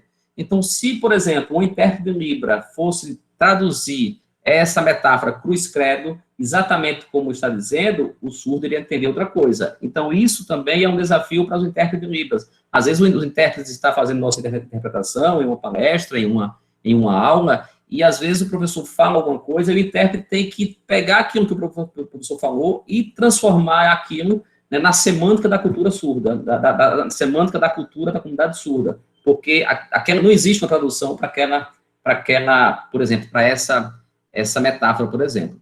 Então, aí, dessa mesma forma, o aluno ele tinha que, o surdo, né, ele tem que escolher a imagem que mais corresponde a essa metáfora cruz-credo, tá? E aí nós temos aqui em cima, né, a gente pode perceber que nós temos vocês podem perceber que nós temos duas lâmpadazinhas, né? Uma lâmpada com ABC e uma lâmpada com sinal de Libras. Então, essas duas lâmpadas são as dicas. Então, o aluno ele pode ler essa metáfora, né, e aí ele tem dificuldade, ele não entende o que é cruz-credo, e aí ele pode acessar duas dicas. Ele pode acessar a dica que é em português, justamente para desafiar um pouco mais, você desafiar ao surdo até ler uma dica no próprio português, né, na língua que ele está tentando aprender, que é o L2, e aí, caso ele não consiga, ele pode acessar uma dica em Libras. Ele clica lá no íconezinho do sinal da Libras, e aí aparece um vídeo, né, com os nossos intérpretes, que vai traduzir aquela dica para ele em formato de Libras. E aí, o aluno, o aplicativo tem uma estratégia de gamificação, então, cada desafio, ele é contabilizado com a pontuação, e aí isso tem relação, se ele acertou de primeira, se ele acertou de segunda, se ele acertou de terceira, se ele acertou de nova tentativa, se ele acertou com dica, se ele acertou sem dica, etc., né? Então, tem essa estratégia de gamificação que está relacionado com o processo com o percurso que levou ao acerto, né? E aí, ao final de todos os desafios, ele tem um processo de gamificação, onde ele recebe alguns emblemas e vai sendo condecorado dentro nesse ranking, né, dos usuários do aplicativo. E aí, como eu falei, a gente teve a parceria, né, não só do DERE, mas a gente teve a parceria do grupo de estudo em ferramentas educacionais, que é um grupo, né, aqui do Campus Lagarto, no qual eu lidero esse grupo. Nós tivemos a parceria com o DERE, tivemos a parceria com o NUPTA, que é um grupo liderado pela professora Rita de Cássia, da UFES, que está há décadas estudando e trabalhando com inclusão digital aqui no estado e no país inteiro, e com o próprio Instituto Federal, com o Propex, com o Dinove, porque o projeto da Sheila, ele foi também financiado, né, não financiado, mas nós recebemos apoio tanto da Propex quanto do Dinove, no sentido dos editais, né, de serem contemplados os editais, aí a gente pôde ter uma equipe maior de alunos trabalhando, né, de bolsistas, etc. Então, talvez, sem esse suporte, eu acho, em todo lugar que a gente fala do L2, eu faço questão de falar isso, porque sem esse suporte institucional, talvez o aplicativo não tivesse chegado, a gente não tivesse alcançado o ponto que nós alcançamos no trabalho da Sheila, porque, logicamente, a gente teria um quantitativo menores de alunos e de bolsistas trabalhando nesse projeto, né? E aí a gente passou, ao final da concepção, da construção do projeto, a gente aplicou esse produto com um conjunto de professores de língua portuguesa, de intérpretes de Libras e de alunos surdos. Nós pegamos o aplicativo e levamos esse aplicativo a esses 3 perfis, né? O aluno surdo, nosso aluno surdo aqui do Instituto Federal do Sergipe, então a gente aplicou o aplicativo no campus Estância, no campus São Cristóvão e no campus Tobias Barreto. Então, nós levamos o aplicativo até os surdos e eles utilizaram, levamos o aplicativo até o intérprete de Libra e eles utilizaram, e levamos o aplicativo até os professores de língua portuguesas que ministram aula para alunos surdos, e eles também utilizaram a fim de criticar, a fim de avaliar o produto e criticar o produto para a gente pudesse melhorar. Então, veja que esse gráfico é um gráfico interessante. Esse gráfico, nós temos várias leituras, né, que não dá tempo para a gente conversar aqui, mas esse gráfico eu acho importante trazer porque ele fala da caracterização do aluno surdo. Então, veja, pessoal, o aluno que lê poucos, que lê o português pouco, 83% dele, ele escreve pouco português. Então, os nossos alunos aqui, que nós aplicamos o produto, eles leem muito pouco, inclusive a gente tem 16% dos alunos que não sabem ler o português de forma correta. E eles estão aqui no ensino médio, no nosso ensino médio, ou na nossa graduação. E eles têm essa dificuldade, ou eles leem pouco, ou eles não sabem ler e não sabem escrever a língua portuguesa. Eles fazem todo o processo educacional através da Libras. Mas a gente sabe, pessoal, apesar o L2, né, ser a segunda língua, né, o português ser a segunda língua para Libras, mas o surdo precisa da língua portuguesa, né, porque é através dela que ele muitas vezes se comunica através da escrita com os ouvintes. É através dela que ele vai redigir um documento, é através dela que ele vai fazer um TCC, uma dissertação, e etc. Então existe uma grande importância da lei do português para a comunidade surda. Mas, infelizmente, e esse quadro, ele teve interseção com a nossa revisão sistemática da literatura, porque nós encontramos lá exatamente esse cenário. E quando a gente chegou aqui aos nossos estudantes, esses dados confirmaram que a gente encontrou na revisão da literatura. E aí nós temos alguns comentários, né, a pesquisa foi, a análise, ela foi uma análise qualitativa, e uma análise quantitativa, e uma análise qualitativa também. Então aqui a gente traz para vocês alguns comentários, né, da análise qualitativa, comentários, né, totalmente descritos dos nossos participantes. Então, o aplicativo é muito interessante e cumpre o seu propósito. Foi uma experiência prazerosa testá-lo. E me prendi a sua dinâmica e o método de pontuação deixa um estímulo para o uso. Intérprete 1. O aplicativo é bom. Em algumas palavras que eu não tenho compreensão, ele vai me ajudar. Me dá um apoio. Em algumas palavras que eu tenho dificuldades, a dica vai me ajudar. Surdo 1. Sobre o aplicativo L2, minha compreensão é que vem atender as expectativas de todos aqueles profissionais e pessoas que são envolvidas com essa questão de aprendizagem do surdo e da sua inclusão de forma eficaz e eficiente. Professora de língua portuguesa. E além dessa análise, o aplicativo produz, ontem a gente assistiu, não sei se todos né, tiveram a oportunidade de assistir a palestra ontem do Fórum de Pós-Graduação, que falou sobre análise de dados educacionais, né? Então, a gente teve essa preocupação, além dessa aplicação, o aplicativo gera dados, né, que o professor João comentou ontem, que são dados de log, né, dados de rastreio. Então, na realidade, a gente, por exemplo, consegue ver qual a questão mais difícil, considerando o tempo de resposta maior. Então, qual foi o desafio com maior tempo, o desafio com menor tempo, o desafio que teve maior acesso de dicas, qual o desafio que o surdo precisou de acessar mais a dica de Libra para acertar. Então, o aplicativo gera diversos rastreios, diversos dados rastreios, que podem futuramente ser utilizados para realizar uma análise, né, utilizando mineração de dados educacionais, utilizando algumas técnicas de mineração e inteligência artificial, que nós tivemos o contato ontem, né? Isso foi feito no trabalho da Sheila? Não foi feito porque, né, eu não precisava defender, né? Então, mas eu preciso defender, não deu tempo de fazer isso, mas o aplicativo gera esses dados, né? E, inclusive, tem potencial para continuar a ser trabalhado, tanto no mestrado quanto em algum doutorado, para continuar ampliando essa perspectiva do processo de ensino-aprendizagem de língua portuguesa para surdos, né?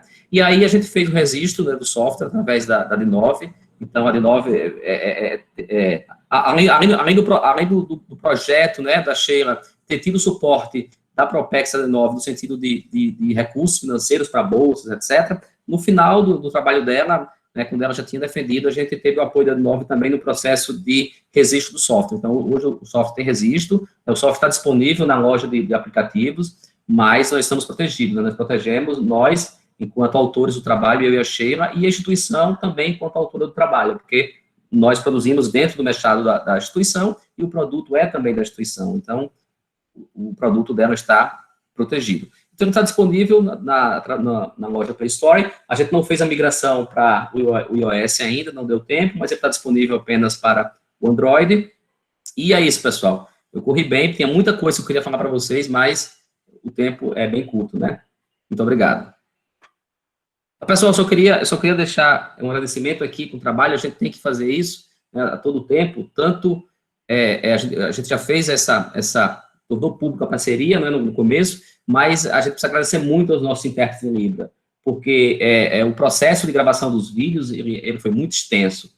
Então, às vezes, a gente sempre tinha 2, 3 intérpretes em Libras fazendo a gravação dos vídeos, e às vezes a gente teve vídeo que a Sheila gerenciou a gravação durante 9 vezes, porque depois que o vídeo gravado, a gente levava para o Deli, porque o Deli olhava a expressão do intérprete, a posição da máquina, a expressão do rosto, então, a posição da mão. Então, teve vídeo que foi gravado 9 vezes, então, e a gente teve um apoio enorme da nossa equipe de intérprete, da nossa instituição, do IFES, e também da UFES. Então é isso, pessoal. Muito obrigado. Maravilha. E Jaime começou a falar com o microfone desligado. Não, eu estou dizendo que obrigado, agradecer a Mário, né, pela apresentação, professor Mário, que a apresentação perfeita, né, sobre o aplicativo e da importância dele também, né, para a comunidade surda. Indiscutivelmente, foi um trabalho muito bem feito, muito bem orientado, viu, professor? Parabéns de antemão, né, pela condução, pela sequência de como foi organizado, né, e também pelo registro, né, na D9. Lógico que eu vou passar para Augusto, que Augusto tem muito mais autoridade na área dos softwares, dos aplicativos. Já tenho alguns aplicativos já com Augusto também registrado, do PPM2, né? Mas fiquei muito feliz com a apresentação. Parabéns a você, parabéns a Sheila também, né?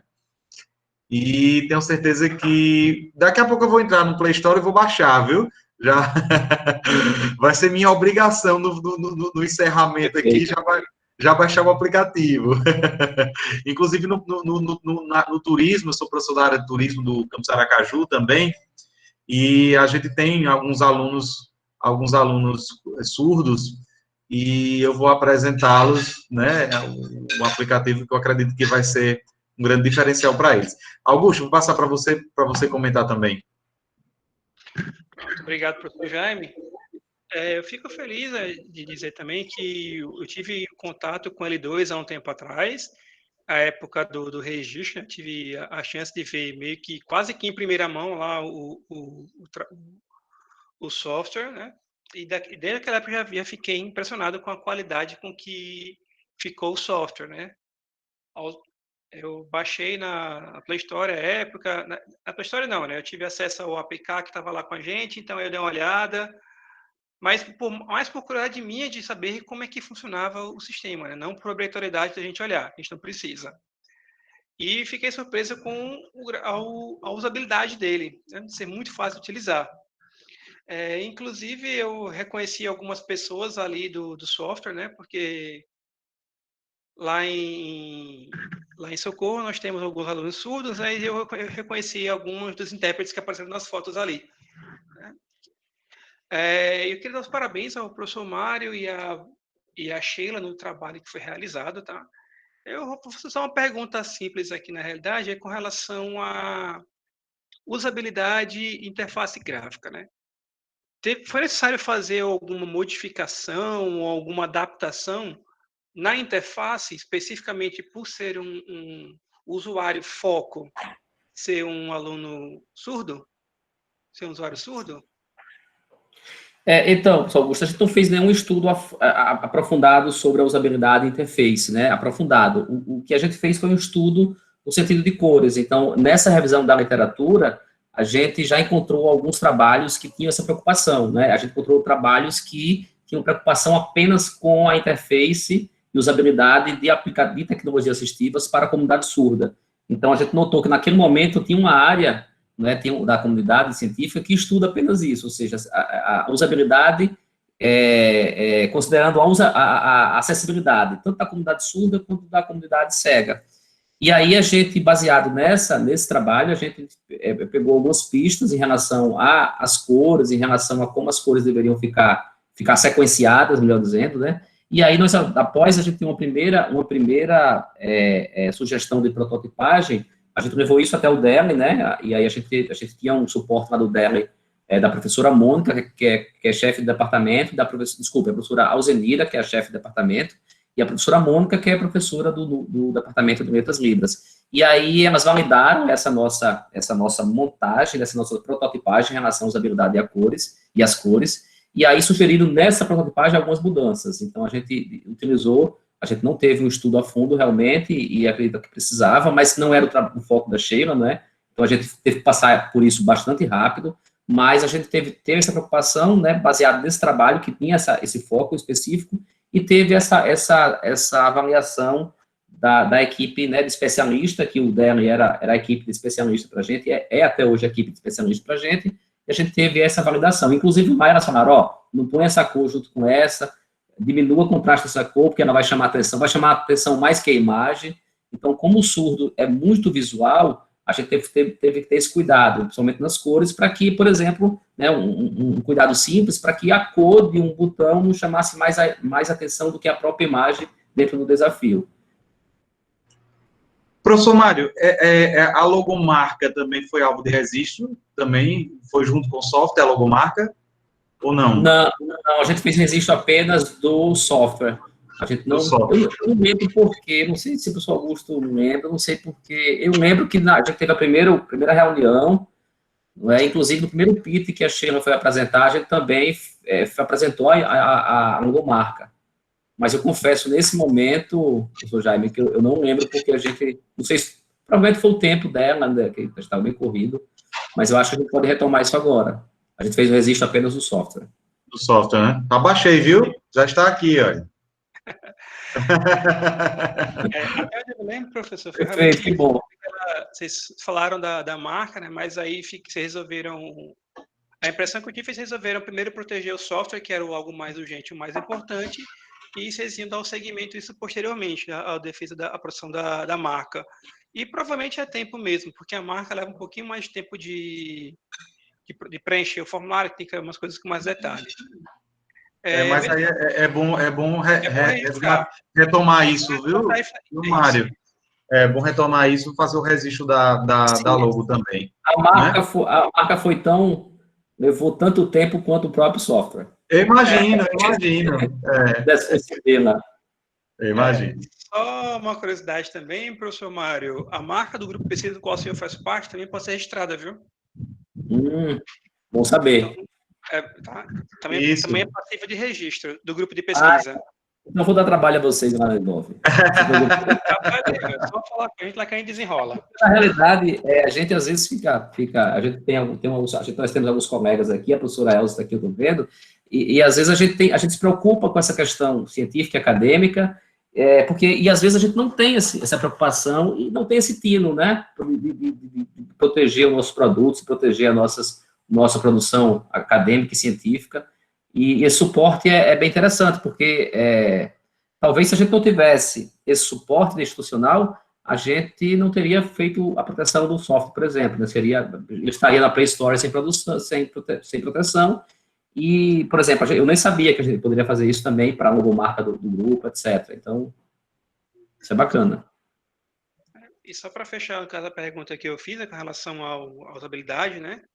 Mesmo não tendo sido feito um estudo a fundo, mas vocês tiveram a preocupação de conversar com pessoas que conheciam bem a realidade para adequar o software, né? Só isso já mostra a preocupação em adequar o sistema, né?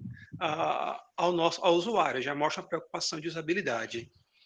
Tem alguma pergunta do pessoal daqui está assistindo? Quer comentar alguma coisa? Ver se alguém se manifesta.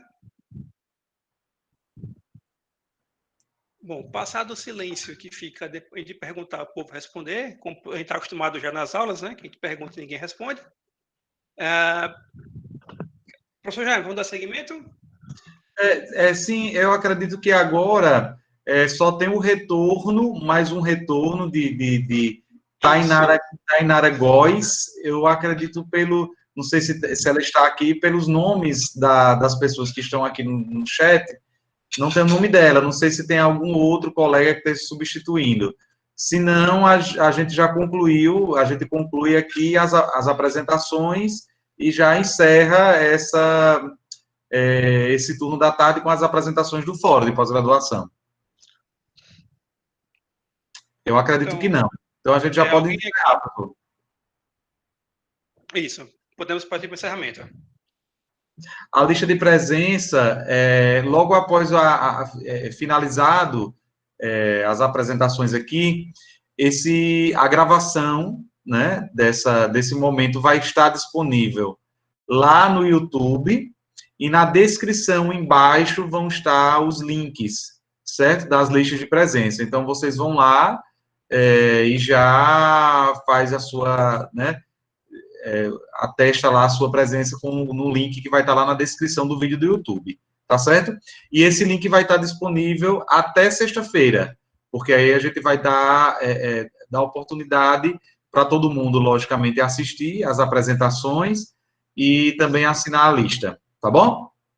Professor Augusto, podemos? Muito obrigado a todos, viu?